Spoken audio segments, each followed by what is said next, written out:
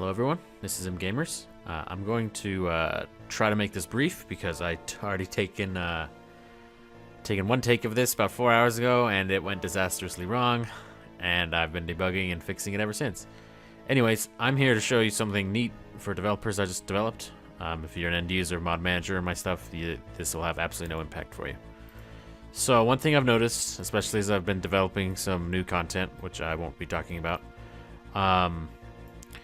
inside of Kismet, or sequence editor, I guess as modders would call it, you have these objects, and it's very hard to debug them. In some of the Kismet objects, there are normally things like log statements, and in the way UE3 would work, these would essentially log to a file. And if you look at some videos of like game developers and stuff, they'll see this. But we don't have that capability, so it's really anyone's guess how anything actually runs inside of Kismet. And I've been trying to debug something in multiplayer recently, trying to figure out why one of my events was not running. And I've actually been trying to figure out another issue, which unfortunately I can't fix with my current capabilities. I made a new ASI plugin, that's what I'm trying to say here. So if we go into the game, we're just gonna start the game. So I'm not gonna show you this yet. So as we start the game here, there's a bunch of Kismet already running on the splash screen here. There's stuff for the terminal that actually shows up in the main menu. There's the video stuff, you know, that's actually going. So we got like this kind of stuff. So we all know how that all works. So I wanted to show you that I made a sequence editor, or sorry, a Kismet logger that logs this to a console while the game is running, as well as to a file, which for some reason I did not include in this build, which means I get to update it yet again. Anyways, essentially, what you'll do to use this is you'll just, you'll get this through Mod Manager. Come on, close. My boy, we're doing a real life take this time. So you go to Mod Management, and then you go to ASI Mod Manager, and I'm going to do download latest because I have an outdated version installed here. So we're going to click on this, and we're going to hit update. In your case, you would hit install. You must be online to do this because these are always downloaded from my server. I don't cache these. I don't know what the hell is with the kerning in Java. This looks terrible. Okay, so that's what that looks like. So we're going to start game. Actually, okay, so this is the actual version. Sorry, I'm so confused. I'm been in pointer hell in C++ because I don't know C++, and I'm hating it. I don't know how people learn on this. Okay, so we see all the timestamps.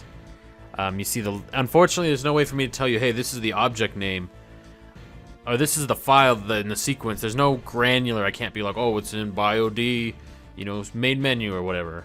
There's no way for me to do that. I don't think the game keeps track of that internally. This is all being done through an SDK that I generated for this game a couple years ago, and I'm just kind of slowly remembering how to do. Anyway, so this is being logged to a file. This is just like ME3 log. It won't actually log to what do you call it? You won't be able to view the file till it's closed. But we're just gonna, skip through here a little bit. You can see stuff. I don't think everything is logged yet. Let me just show you what this looks like.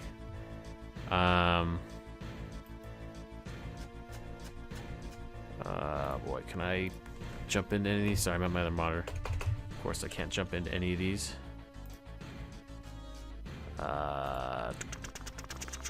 So, okay, wow. Why is this so big? Why does it always make it this size? I don't get it. Okay, so inside of my hooked function, I listened for an activated call, and when this function is called in the game, I intercept it, and that's how I'm logging what's actually running. But the SDK I generated, when the game runs, it listens for everything and it generates a bunch of files for me. For example, I can see all of these things in a sequence op.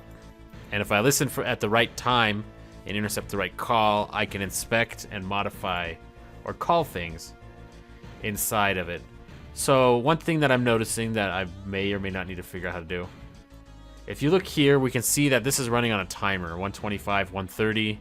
It's on a 5-second delay. You can definitely see there's some sort of 5-second delay here.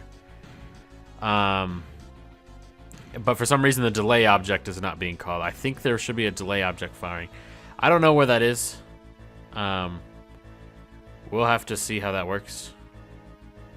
Maybe it's only logging one thing activating at a time. I'm not exactly sure. So we still got a ways to go on this.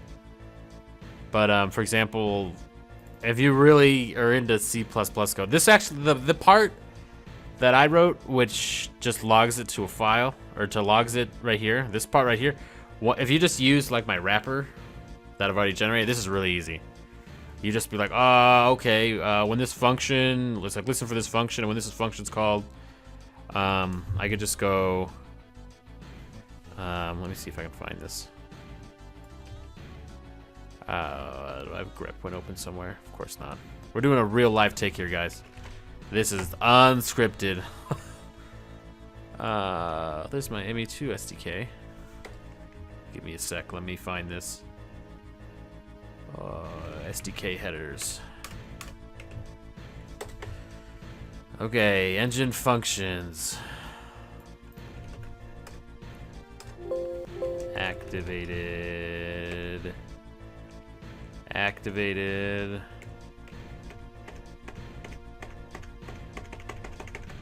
How many of these are there? Okay, sequence op activated.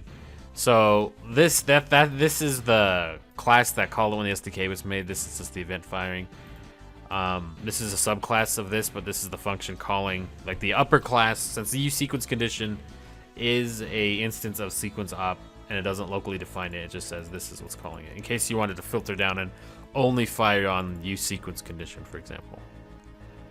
I mean, if this is something that interests you, I would be happy to give you the absolute little knowledge that I know. It actually isn't that bad once you get it set up. You can't go hog wild on here. There's a lot of restrictions we still can't do. But let's see. One thing I did wanna, it's not gonna be in this file. It's gonna be in structs. Classes maybe. Oh my god. We are going real ham on this video. It's also really late and I'm tired. I've been doing this for far too long. I had this done like 7 hours ago. Okay, we're gonna go up to sequence object. Everyone knows that they have this object comment, and we could actually see those in this file. That's what these pieces of text right here are. Up here. Yeah, see, it's an array. This is an old version of package editor, by the way. This is definitely not the most recent one. God, I don't like the old package editor, even though it's fast. Object comment. It says there's a comment here. And one of the properties in Kismet is you can log it to a file. I don't know why, but every time I tested this, I was like, I'm just going to log object comment. That'll be really useful. That is never populated, and I have no idea why. It seems that it, for some reason, is not... It's like it's not loaded. I'm wondering if it's some sort of optimization, like in the release build, the code that loads sequence objects and stuff. I mean, there'd be a bunch of text that would never be useful, so I mean, if they're really strapped for memory, I don't know, maybe they'd strip out that from loading or something. There's also like things like script log, but I don't know what any of this means. I don't know, maybe this might be something worth hooking. Hooking is where I intercept it and I, listen to it.